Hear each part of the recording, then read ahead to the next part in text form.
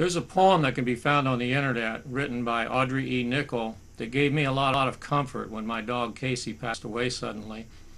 I put that poem to music, and I'd like to dedicate this song to Casey and also to Audrey E. Nichol. I want to share it with others who may be grieving over a lost loved one. It goes like this. I'm not gone, no, not really. I haven't gone away, I've only gotten bigger.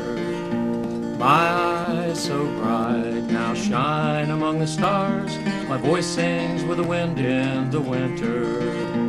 As I leap and I dance among the treetops, I walk in the blown leaves in the autumn and brush the flowers gently in the spring. I come to you in dream time and lay my cheek against yours, and I whisper, peace be with you, peace be with you.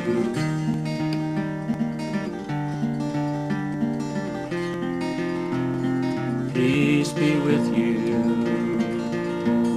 Someday we will play again together, you and I among the stars.